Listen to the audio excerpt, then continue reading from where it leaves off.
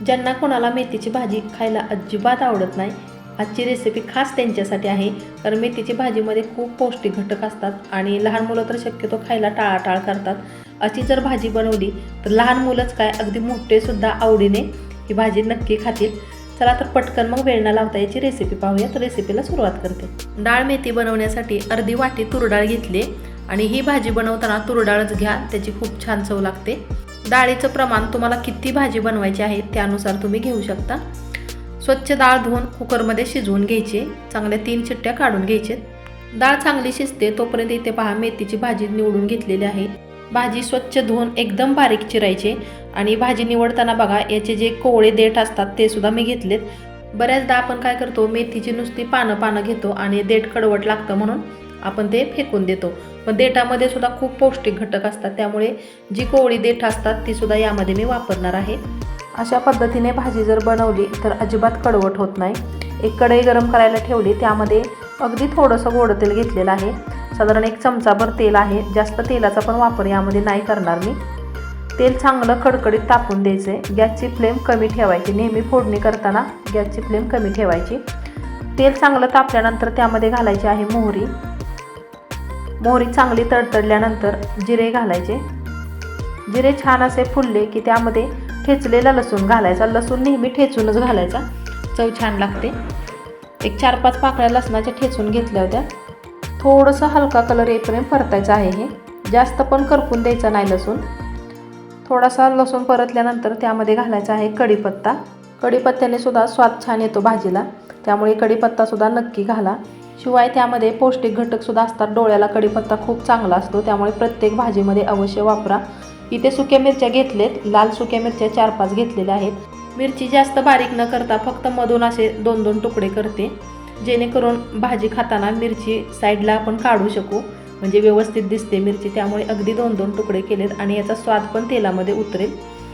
थोडंसं परतून घ्यायचं आहे, मिरची पटकन करपली जाऊ शकते, त्यामुळे अगदी थोडंसं परतायचं आहे। त्यानंतर इथे 2 टोमॅटो चिरून घेतले होते, एकदम बारीक चिरलेत टोमॅटो।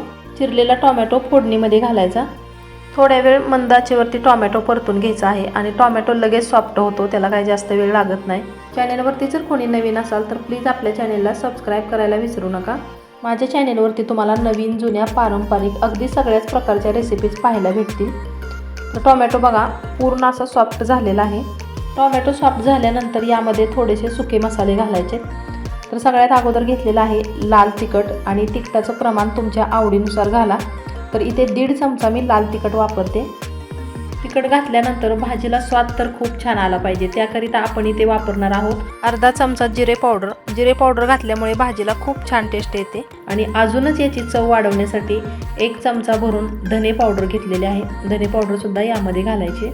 त्यानंतर भाजीला कलर छान यावा यासाठी अगदी थोडीशी हळद घालायची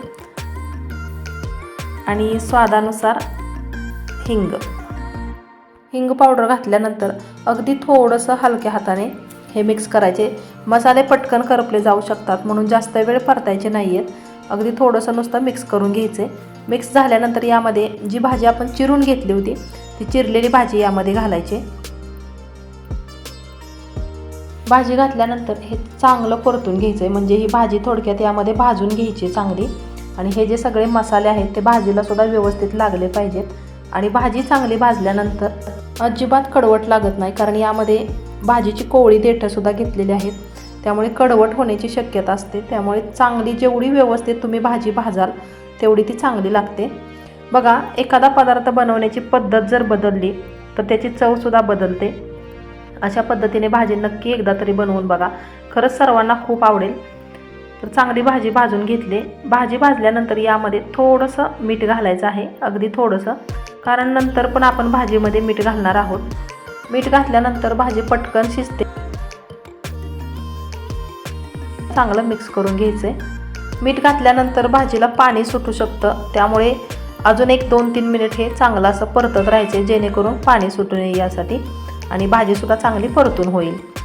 तर 2 मिनिटानंतर यावरती झाकण ठेवायचं आहे आणि मंद आचेवरती भाजी थोडीशी शिजून द्यायची।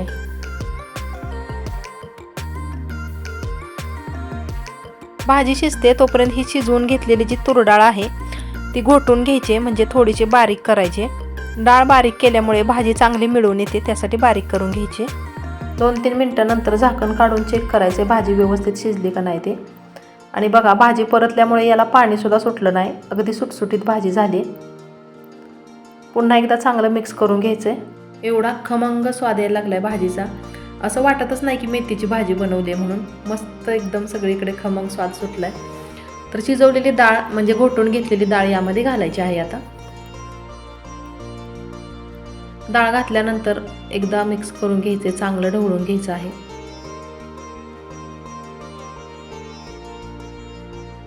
थोडीशी भाजी घट्टसर वाटते, त्यामुळे अगदी थोडंसं पाणी यामध्ये घालते. आणि तुम्हाला जर आवश्यकता भासली तरच पाणी घाला, कारण थोडीशी पातळ भाजी असली तर म्हणजे भातावरती सुद्धा खाता येते, त्यामुळे थोडंसं पाणी यामध्ये घालते. चवीनुसार मीठ घालायचं आहे. आणि मीठ घालताना थोडंसंच घालायचं आहे, कारण मगाशी भाजीमध्ये सुद्धा मीठ घातलं होतं, त्यामुळे अगदी थोडंसं चवीनुसारच मीठ वापरा. मीठ घातल्यानंतर सुद्धा एकदा पळीने चांगलं मिक्स करून घ्यायचं आहे. आणि गॅसची फ्लेम बघा मी एकदम कमी ठेवलेली आहे.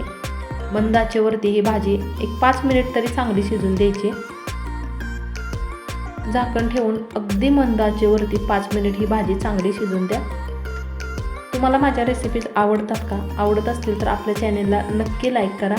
तर 5 मिनिटानंतर बघा एकदम मस्त अशी भाजी तयार आहे. मला खात्री आहे अशी जर भाजी तुम्ही बनवली तर अगदी सगळेच आवडीने खातील. तर नक्की एकदा तरी बनवून बघा.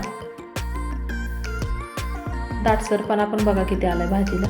एकदम मस्त अशी टेस्टी लागणारी पौष्टिक डाळ मेथी तयार आहे.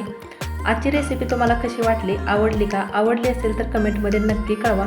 ही डाळ मेथी चपातीबरोबर, फुलक्याबरोबर, तुम्हाला जर आवडत असेल तर भाकरीबरोबर सुद्धा खूप छान लागते, किंवा भातासोबतही खाऊ शकता.